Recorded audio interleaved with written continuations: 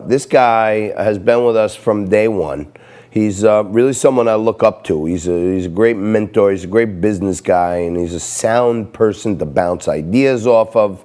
I got to meet him the first time, and I said to Frankie, Kehoe, he's a little stiff. He's not like us. And Frankie said, oh, no, wait till you get to know him.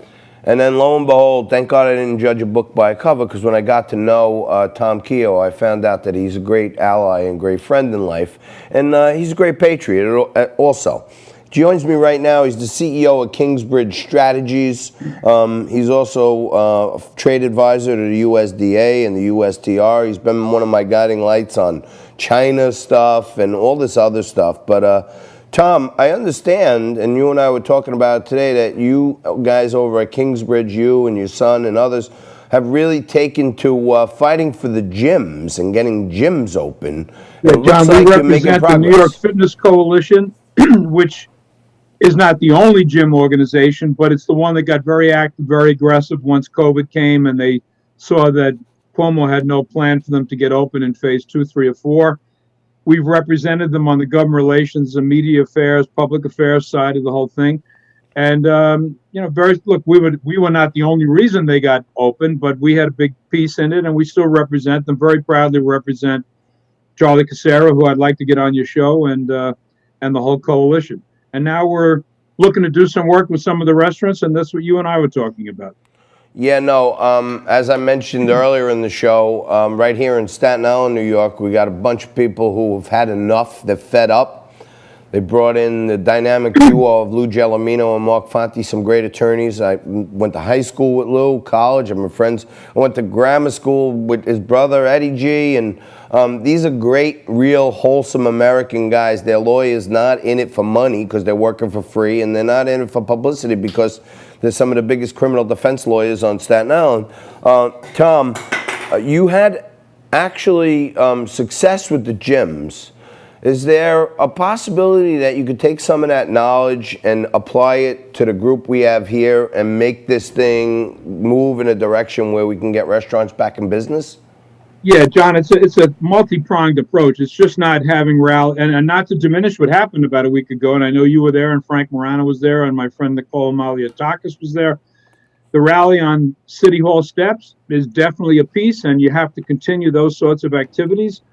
But there's a broad outreach to all media outlets, yours and other networks and press and print media, on a regular, ongoing basis, and the political side of it, working with all members of the city council, borough president's office, the members of the state legislature like Nicole, and putting a full court. And then the last piece is probably suing the mayor and maybe the governor, because Cuomo could step in and probably, twist, Warren Wilhelm's arm here and say, come on, open up the restaurants, but he won't.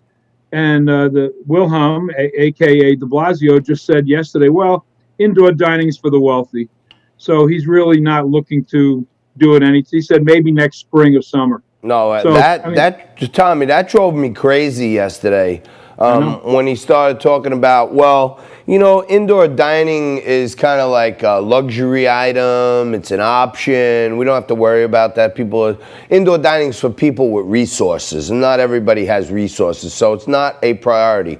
What about the 300,000 restaurant workers who pay taxes to New York City and spend money in New York City? Is that a luxury for New York City? And there's 25,000 plus restaurants in New York in the 5 boroughs. There's, I don't know how many are in Manhattan. About 10 years ago, it was 10,000. There's probably got to be more now. I mean, all those people now are on welfare.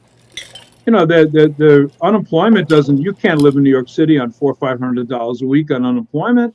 So, but he doesn't, look, Wilhelm, a.k.a. de Blasio, is a committed socialist.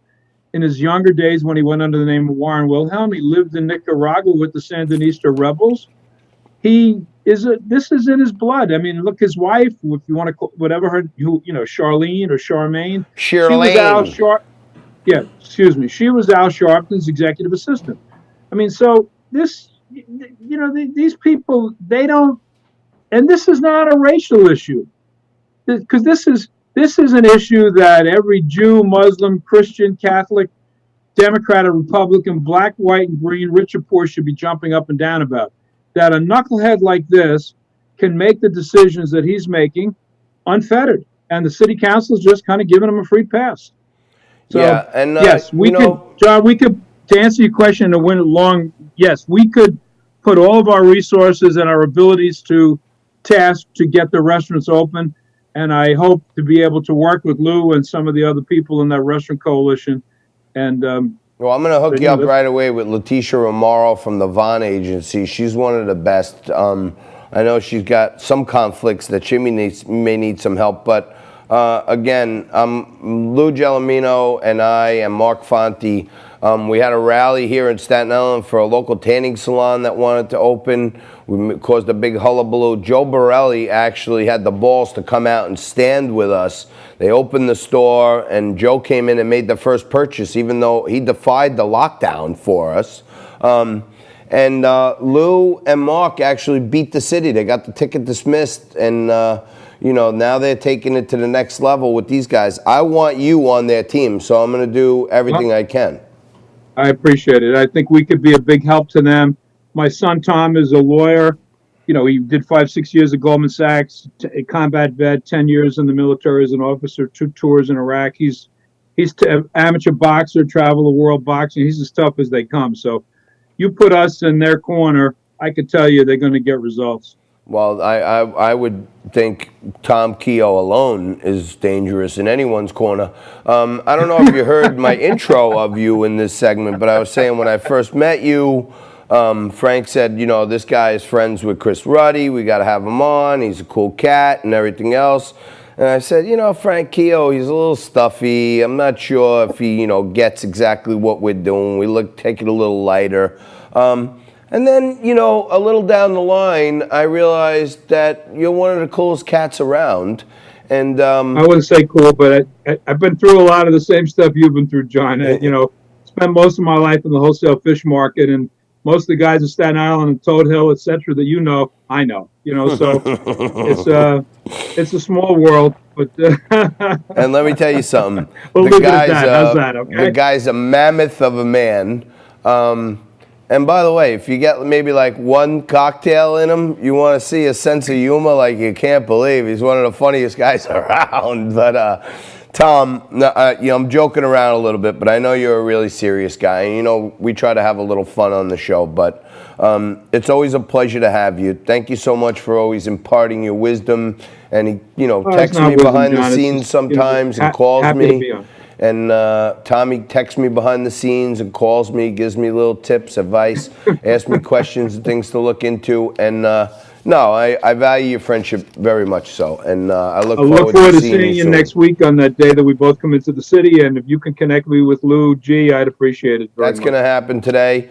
And okay. In case you hadn't known, today we are celebrating the 100th anniversary of the production of black olives in America. Green olives were cured in a certain way and that's how black olives were invented.